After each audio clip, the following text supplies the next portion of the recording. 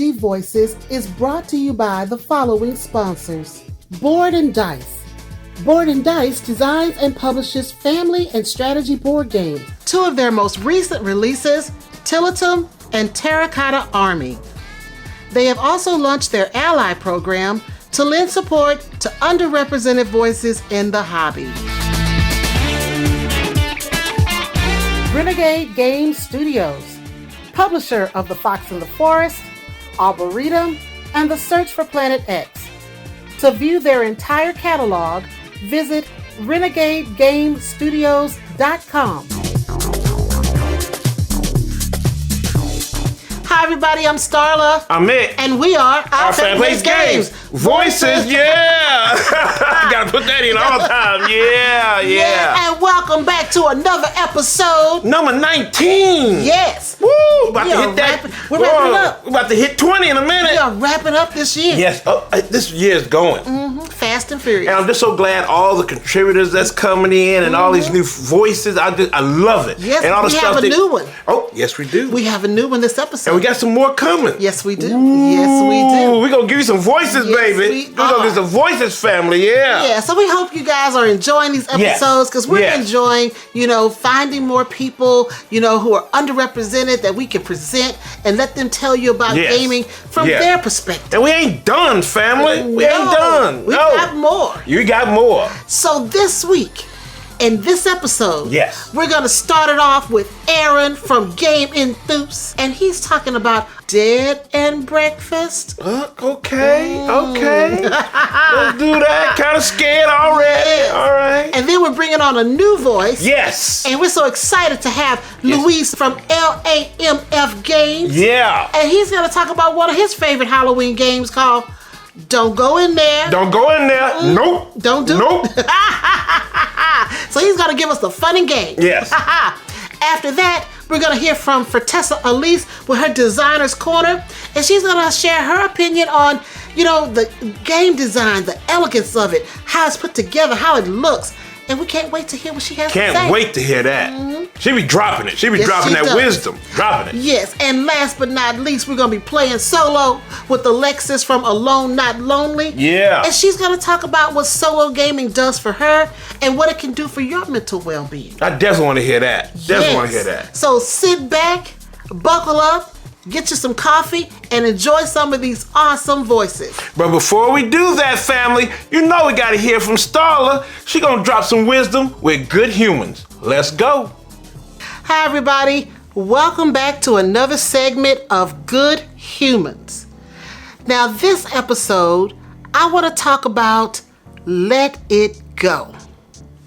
Now, as humans, there will always be something or someone who rubs you the wrong way, who frustrates you or causes you to get angry.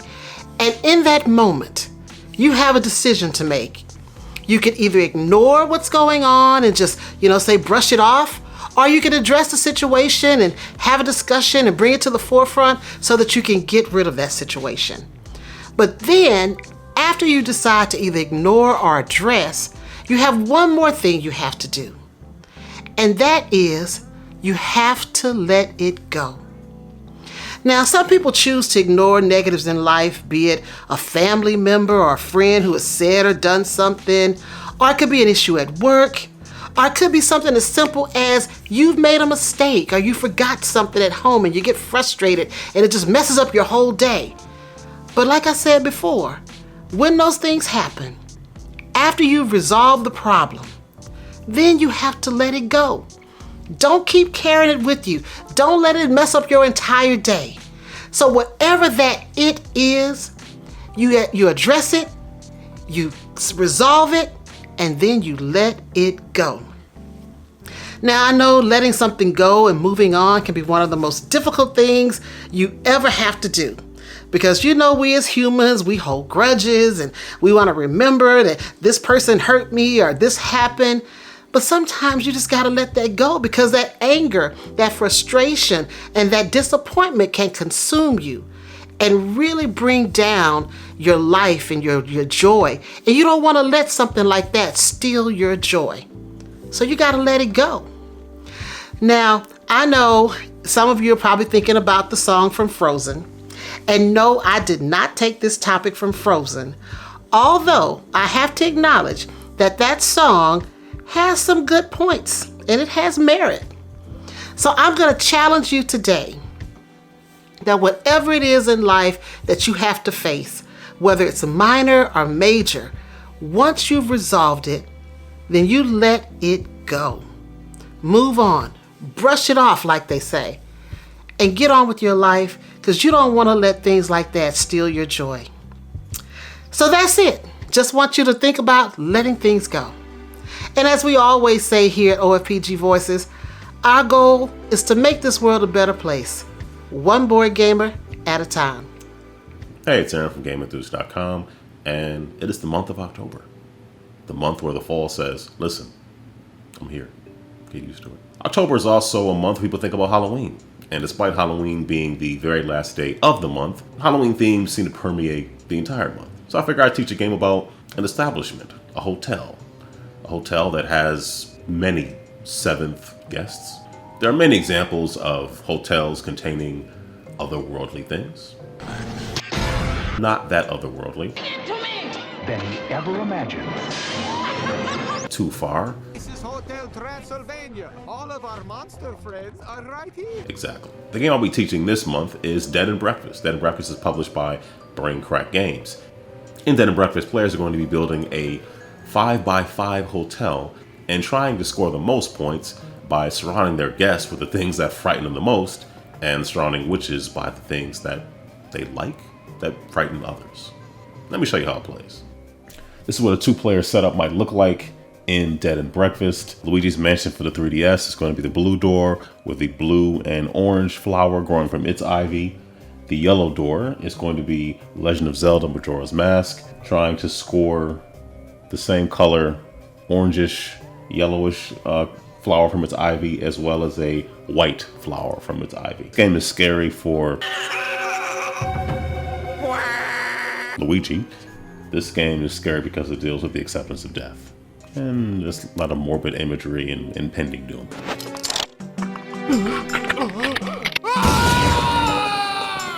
That kind of thing. Anyway, in the center here, you're going to have 6 window tiles that are going to have windows that are going to be horizontal or vertical, all with various scary things on them. They're going to have vines going through them in some directions. This one comes up here and goes off to the right. This one comes up here, goes straight up, and goes over to the left and goes up again. Every flower matching one of the colors of the flowers above your lobby door that you connect back to the lobby door with that same ivy growing from either side of it will get you a point. The windows also have the things that are going to be scary for most of the tenants, residents, what have you, in the hotel, with the exception of the witch. The witch likes to have a variety of scary things next to her or above her on the floor she's on or the column that she's in. So you're gonna have spiders and ghosts and creepy dolls and bats. Ooh. You're also gonna have stacks of the vertical and horizontal window tiles, room tiles to replace these with once they're taken. You're gonna put out 4 different guests at a time, and when one is taken, you'll replenish it with a guest that is afraid of something different.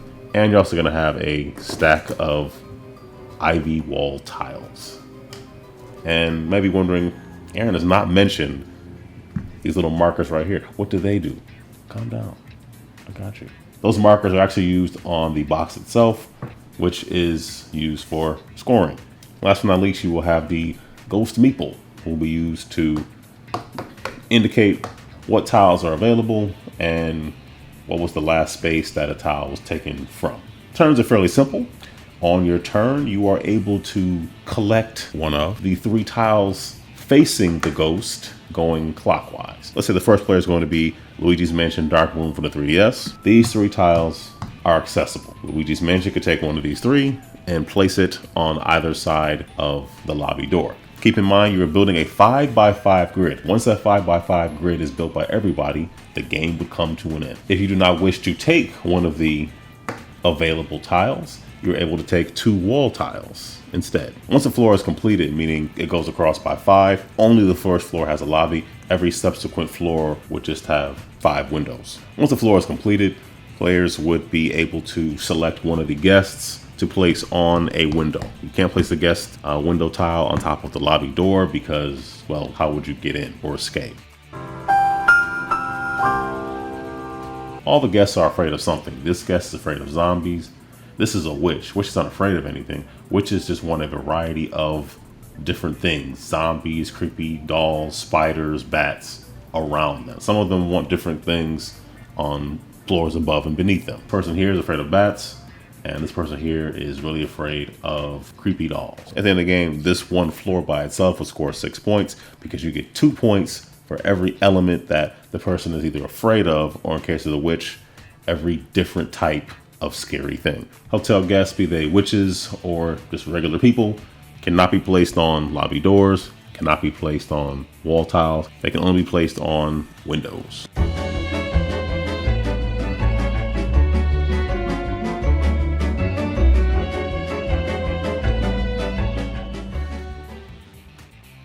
So Luigi's Mansion over here on the left side won with a score of 35. Majora's Mask over here on the right had a score of 31. So it's pretty close. So that was Dead and Breakfast from Brain Crack Games. Very fun game. If you're looking for a little bit more of a challenge, you can also add some bonus tiles, which allow players to score in an additional way. It is playable from 2 to 4 players, but I'd be lying if I said I didn't pull out a die and roll it and remove one of the window tiles for the AI while accruing my own with my own 5x5 grid and seeing how high of a score I can make. I like this game. Anyway, I'm Aaron from GameEnthus. Thank you for watching. Stay safe. Ignore those bumps in the night. Take care. Be blessed. Hello, mi familia. This is Lamf Games, a board game publishing company in the making. And today, where are we? You're right, this is not our channel. Wait, this is our family plays games. Voices, yeah! It's a board game in the making. Family plays games. So today I'm with our family plays game Voices, and I'm stoked to be here. And I just want to thank them for the opportunity. And we're gonna start this month with spooky season. Why did you take my drawing? Baby, I'm recording. So today I want to talk about one of my most recent additions to my collection, which is Don't Go In There. It's a game from Road to Infamy, which are the same creators from Campus. From Road to Infamy. This game is really cool. I love all the boxes that have magnets because it just closes so well and they are really nice. Magnets, how do they work? Today in this game we're playing as children that go into a haunted house, and every single object in that house is cursed. So the goal of the game is to leave the house with the least curses as possible. Now the objects that you could find in the house are creepy amulets, creepy mirrors, creepy clocks. There are cats, dolls, masks, you get it. There are a lot of cursed things in the house. At any point in the game there are gonna be 3 visible rooms. And whenever you clear a room, then you flip the board and you will get a new room, and then you will get 3 new cursed objects into that room. Now on each turn, each player will pick one of their meeples and put it into a room. Now the farther that you go into the room, the more likely is that you will get first choice in the cursed items that are in the room, but the more likely that you're gonna get haunted by ghosts. Every player will be putting down their meeples in whatever room they want, and whenever one room has 3 meeples, then that room needs to get resolved. At that point, the player that went farthest into the room will look at the number of the dice that is on the top right of the cards, and you will roll that many amount of dice. This is another reason why I love this box, because it comes with a dice tower and everything fits very tiny in there. It works at the dice tower, and I just love the art. And then that player, it doesn't matter if the ghost face is smiling or sad. A ghost is a ghost is a ghost. So you are just hoping for not a ghost. Who are you gonna call? Someone else. After that, each person will get the card that they pick in the order that they are in the room, and they're gonna get haunted accordingly. Then the room gets flipped, and then you get a new room and 3 new cursed objects. Each room works differently, and the whole game will work differently depending on the objects that you are using on that game. How many curses they unless there's no ghost, then there's not a ghost.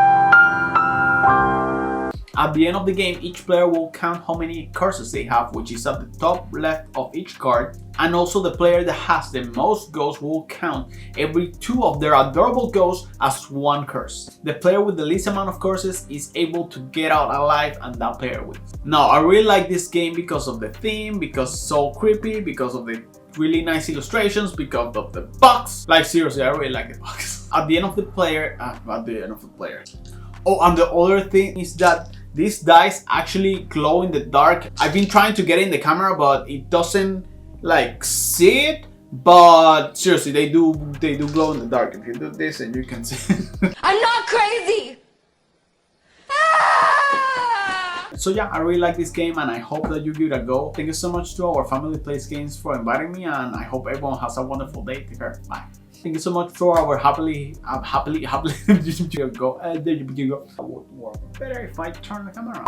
Hello, my name is Fertessa Allyse, and today I'm talking about game design elegance. Now, everybody may have a different definition of what they consider to be elegant, but today I am sharing mine, as well as a couple of examples of games that I think really exemplify that. The first thing that I look for is tight resources.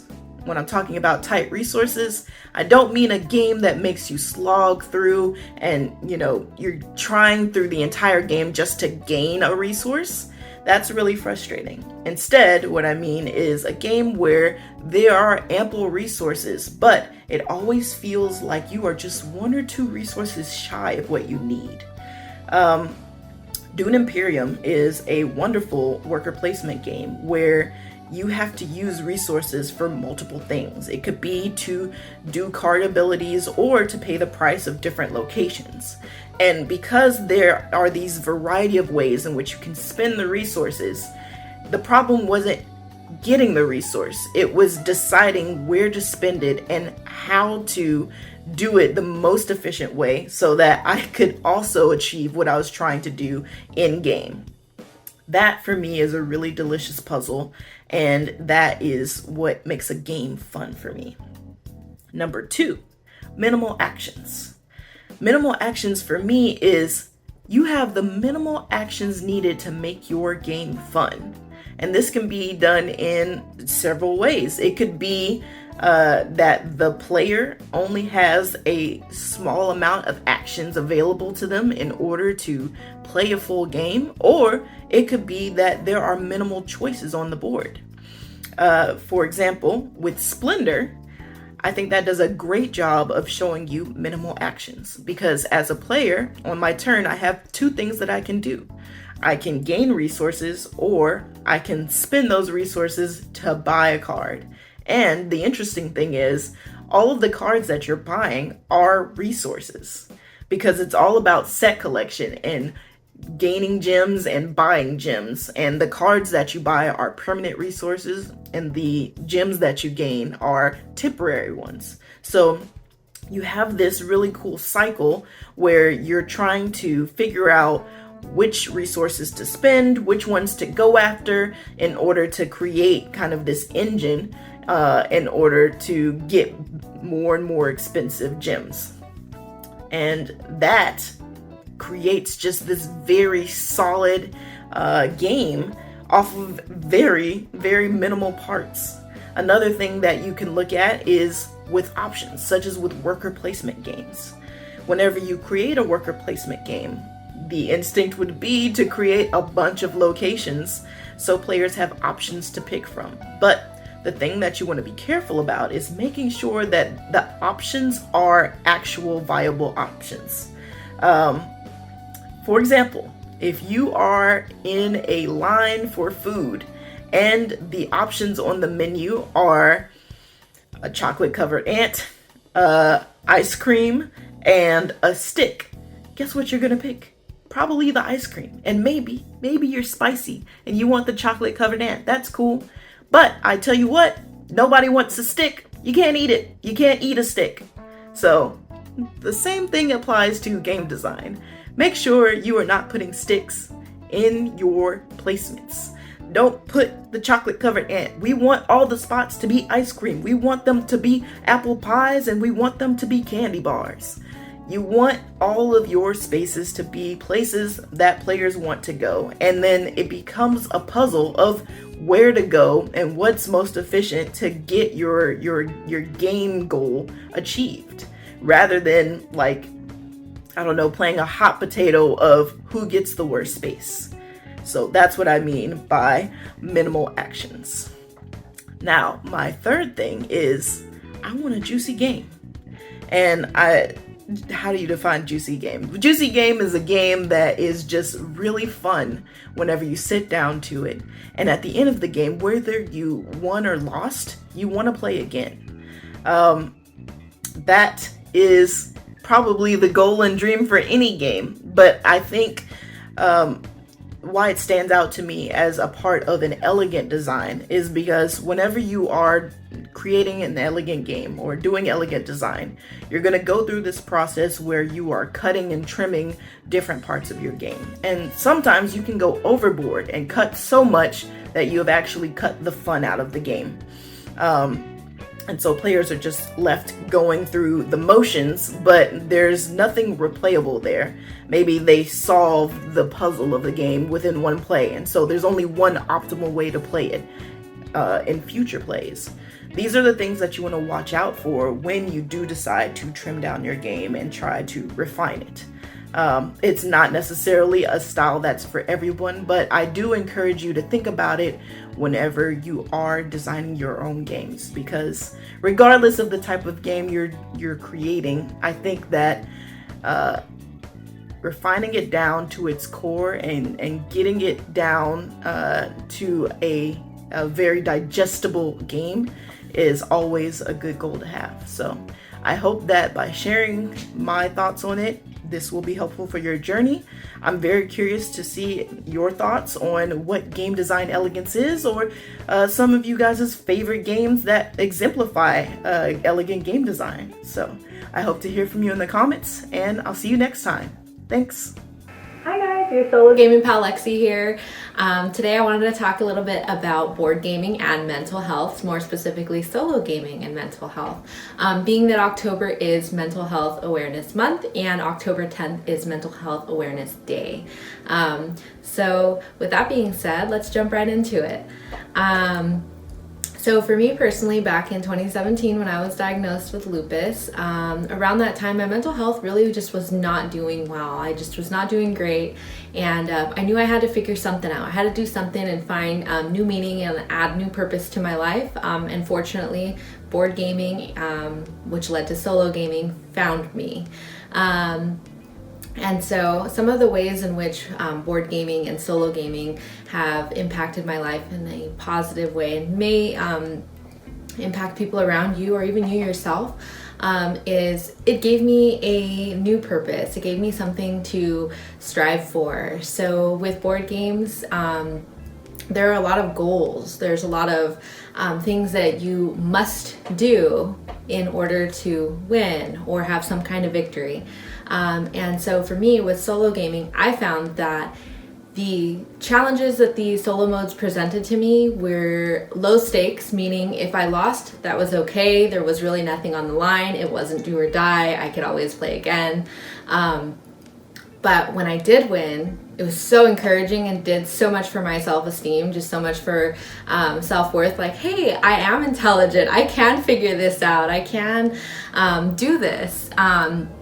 And in fact, I feel like losing did more for my mental health because it gave me something to push for and to strive for, and really brought out this like determination in me that I didn't really have a lot of at that time or even before then.